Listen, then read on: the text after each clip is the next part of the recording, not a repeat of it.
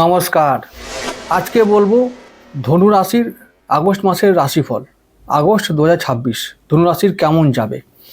ধনু রাশির অধিপতি বৃহস্পতি অষ্টমভাবে উচ্চস্থ হয়ে আছে কর্কট রাশিতে। আমরা আগে থেকেই জানি, বহুদিন আগেই তিনি উচ্চস্থ হয়ে আছেন।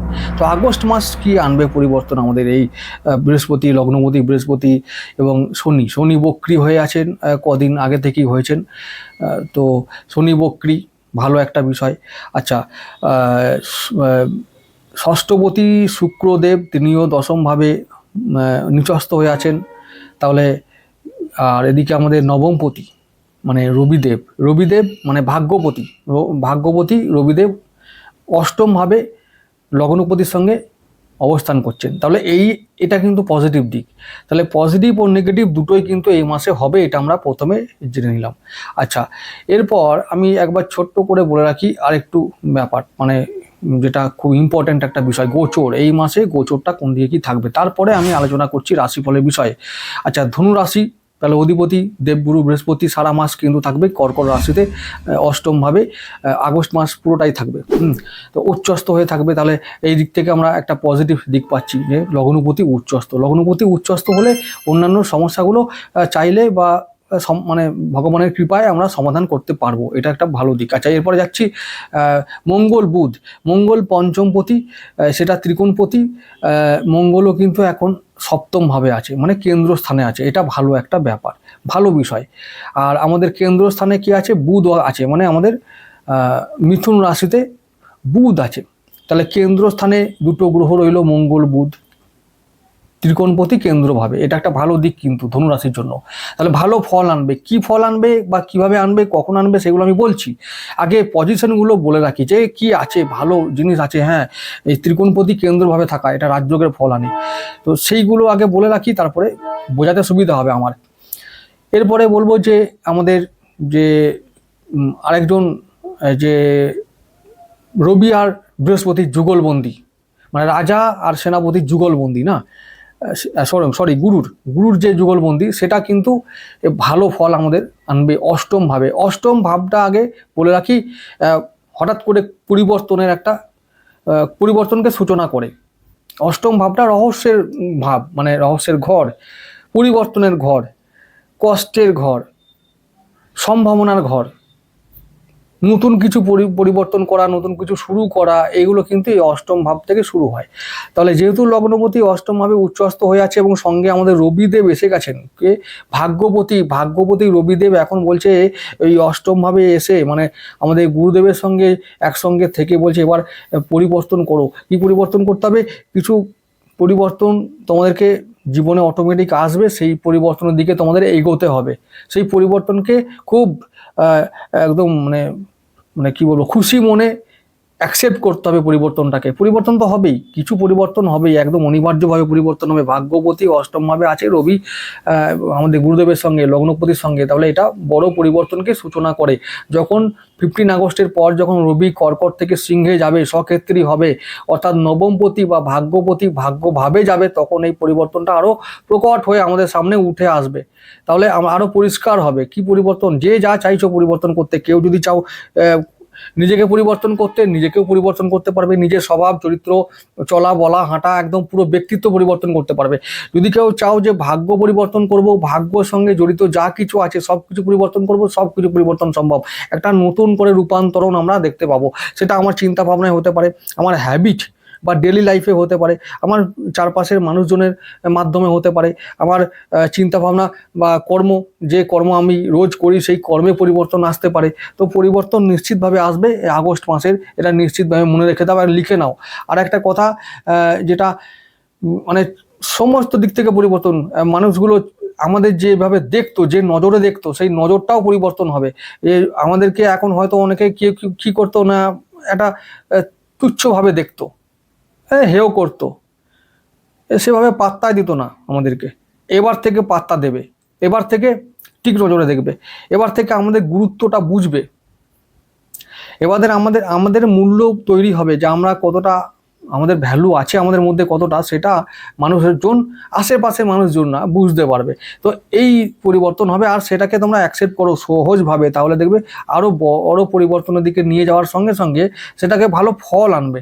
পরিবর্তন তো হবে, সেটা অনেক অনেক সময় নেগেটিভ পরিবর্তনও হয়, তো সে নেগেটিভ নয়, এই যে পরিবর্তনটা হবে সেটা হবে পজিটিভ পরিবর্তন, এবং সেটা ভালো ফল আগামী দিনে আনবে। সেই রকম যোগ তৈরি হয়েছে। ব্যবসায় পরিবর্তন, সপ্তমভাবে আমাদের সপ্তমপতি আছে বুধ, তার সঙ্গে পঞ্চমপতি যুক্ত হয়েছে কেন্দ্রস্থানে, তাহলে ব্যবসায় পরিবর্তন হবে, পার্টনারশিপে পরিবর্তন হবে, বিবাহের সম্ভাবনা দেখা দেবে। ঠিক আছে, কেউ কেউ কারো কারোর মানে বিবাহ ঠিক হয়ে যাবে, কারো কারোর আবার দেখবে যে জীবন সঙ্গী নিজেই ব্যবসা করতে লেগে গেল, বললো যে ব্যবসা করব, সে এখন তোমাকে বললো যে আমিও ব্যবসা করব, চলো দেখি কি হয়, ব্যবসা আমার করার ইচ্ছা হয়েছে, হঠাৎ করে ব্যবসা করবে, এরকম ব্যাপার। পরিবর্তন আসবেই, এবং হঠাৎ করে কোন দিকে আসবে তোমরা বুঝে নেবে যে আসবে কিছু একটা। তোমরা আঁচ করো, এখন থেকে ভাবতে শুরু করো যে কি হতে পারে। আচ্ছা, এরপরে পঞ্চমপতি যেহেতু, সন্তান বলবে আমিও ব্যবসা করব, বা হয়তো আমি আরও উচ্চ শিক্ষার জন্য কোথাও যাব, কোনো সে আরও ভাববে যে আমি আরও নতুন করে কেরিয়ারে মন দেব, সে কিছু মত প্রকাশ করতে পারে, বা তারও ইচ্ছা হতে পারে। যেহেতু মঙ্গল আমাদের পঞ্চমপতি, সন্তান, কেরিয়ার, এগুলো আমাদেরকে নিয়ে ভাবতে হবে, মানে এগুলো নিয়ে আমরা ভাববো, এবার ভাবার সময় এসছে। ভবিষ্যতে আমরা কি করব, মানে আমাদের সন্তান কি করবে, আমি কি করব, আমার পরিকল্পনা কি হবে, আমার কেরিয়ার কি হবে, এসব নিয়ে এখন মানে ভাবতে হবে। আর এগুলো নিয়ে ভালো যদি আমরা রাস্তা বের করতে পারি, যে এই সমস্ত বিষয়ে মানে যে আমরা ভেবে চিন্তে যদি একটা রাস্তা বের করতে পারি, আগামী দিনে ভালো আমরা রেজাল্ট পাবো এখান থেকে। তো এই পরিবর্তন হবে, সন্তান বলবে আমি তার শিক্ষায় উন্নতি হবে, তার কেরিয়ারে উন্নতি হবে, এইগুলো অনিবার্যভাবেই হবে। কারণ রবি বৃহস্পতির মানে অষ্টমভাবে সহাবস্থান, এটা কিন্তু ধনুর জন্য একটা পজিটিভ পরিবর্তন, পজিটিভ রেজাল্ট আনবে বিভিন্ন দিক থেকে। কেউ চাইছো যে আমি একটু সেভিংস করব, সেভিংসও হবে, কারণ এই যে দ্বিতীয়পতি শনি এখন বক্রী হয়ে আছেন চতুর্থভাবে, তাহলে কেউ যদি বলে সেভিংসটা ভেঙেও আমরা একটু অনেক সেভিংস হয়েছে, এবার ভেঙে আমরা একটু বাড়ি তৈরি করব, গাড়ি তৈরি করব, বা গাড়ি কিনবো, তৈরি নয় গাড়ি কিনবো, তাহলে গাড়ি কেনা যাবে। জমি জায়গা সম্পত্তি যারা চাইছিলে বহুদিন ধরে, এবার কিনবো করছো, এবার কেনা শুরু করো। শনি বক্রী হয়ে আছে 4th হাউসে, চলো বাড়ি গাড়ি নির্মাণ হবেই, চিন্তা করা কিছু নেই, বাড়ি গাড়ি হবে। বাড়ি গাড়ি হবে, তবে আমি বলবো যারা যোগ্যতা রাখো তাদেরই হবে, না হলে তো হবে না, এটা মাথায় থাকে যেন। যারা কাজ করেছিলে তাদের জন্য ফল পাওয়ার সময় এসে গেছে, শনি বক্রী হয়ে গেছে অলরেডি কয়েকদিন আগেই, তো এবার তারা ফল পাবে। আর এমনিতেই শনি আমাদের দ্বিতীয়পতি ও তৃতীয়পতি, বলেছি ডেলি রুটিন চেঞ্জ হবে, চিন্তা ভাবনা স্বভাব চেঞ্জ হবে।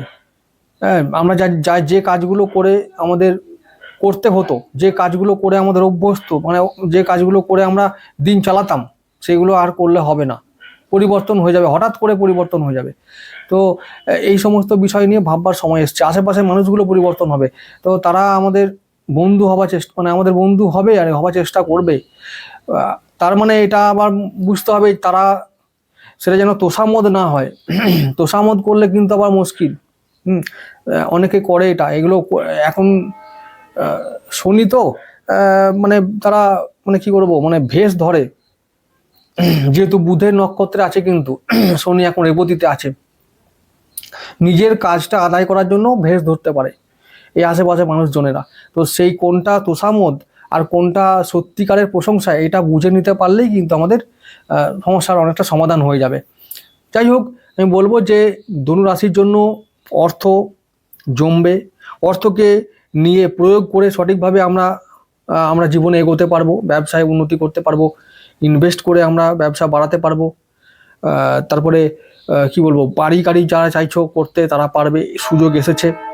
আচ্ছা, আর তৃতীয়ভাবে রাহু, ওই যে বললাম তৃতীয়ভাবে রাহু আছে আগে থেকেই, তো তারাও চাইবে যে আমরা এখন সেই সুযোগের, মানে তোমার ভালো দিনের সুযোগ নিয়ে তারাও উপকৃত হবে, সেটাও চাইবে, তোষামোদ করতে চাইবে, সেটার দিকে নজর রেখো। পঞ্চমপতি মঙ্গল সপ্তমভাবে, বলেছি যে কেন্দ্রভাবে এটা মানে অবস্থান করছেন বুধের সঙ্গে, তাহলে হঠাৎ করে অর্থ লাভ হবে, সঞ্চয়ও হবে, যেমন তেমন ব্যয়ও হবে, কারণ ওদিকে দ্বাদশপতি মঙ্গল কোথায় সপ্তমভাবে ব্যবসার জন্য ইনভেস্ট করতেই হবে, এবং করলে সেটা বলেছি ভালো ফল হবে, এটা তো নতুন কথা নয়, কিন্তু করতে হবে এবং খরচ হবে, খরচ করতেই হবে এবং সেটা ভালো ফল দেবেই দেবে। ইনভেস্ট করতে হবে, যারা শেয়ারে চাইছো ইনভেস্ট করতে করো অবশ্যই, যারা চাইছো অন্যান্যভাবে ইনভেস্ট করতে, ফাটকা ইনকাম করতে, তারা করো, ভালো সময় এসছে। শুক্র মানে শুক্রদেব এখন দশমভাবে নিচস্থ হয়ে আছে, কর্মজীবনে চাপ পড়বে। তোমাদেরকে আবার বলছি, পরিবর্তন তোমাদের অ্যাকসেপ্ট করতে ভালো লাগবে না, একটা প্রতিকূল অবস্থা তৈরি হবে কর্মজীবনে, কর্মস্থানে, তাহলে সেটাকে কিন্তু আমি বলবো ওভারকাম করতেই হবে, এটা তোমাদের দায়িত্ব। যদি না সেটা করতে পারো এখন, তাহলে কিন্তু আগামী দিনে আফসোস করে মরতে হবে। নবমপতি আর অষ্টমপতি আমাদের চন্দ্রদেব, রবিদেব এবং লগ্নপতি দেবগুরু বৃহস্পতি এবং মঙ্গলদেব, এরা সবাই কিন্তু আমাদেরকে এখন পরিবর্তনের দিকে নিয়ে যাবে এবং পজিটিভ ফলের দিকে নিয়ে যাচ্ছে। আমাদের আত্মবিশ্বাস রেখে, আমাদের নিজেদের প্রতি আত্মবিশ্বাস রেখে, মনের জোরে আমরা এগিয়ে যাব সামনের দিকে, পরিবর্তনকে অ্যাকসেপ্ট করে নিয়ে এগিয়ে যাব, তাহলে ভালো ফল পাবো এবং ভাগ্য পরিবর্তন হবে, জীবন পরিবর্তন হবে আগামী দিনে। এই মাসটা কিন্তু ভালো একটা মাস, শুভ মাস, বড় কিছু পরিবর্তনের দিকে আমাদের নিয়ে যাবে, সমস্ত রাশিকে নিয়ে যাবে, শুধুমাত্র ধনুকে নয়। সেই রকমভাবে কাজ করতে হবে, আমাদের ভাবনা চিন্তা করতে হবে, চলাফেরা করতে হবে। তো যাই হোক, এবার আমি বলবো শ্রাবণ মাসের শেষ সোমবারের একটা বিশেষ টোটকার কথা। তো মহাদেবের মাস শ্রাবণ মাস, তো সোমবারটাও বাবারই মাস, তো এই মাসে আমরা একটা বিশেষ টোটকা করব। যদি তোমরা চাও তো আমি বলে রাখছি, করতে পারো, কিচ্ছু নয়, সামান্য টোটকা। আচ্ছা, মানে তার আগে একটা কি কাজ করে রাখতে হবে।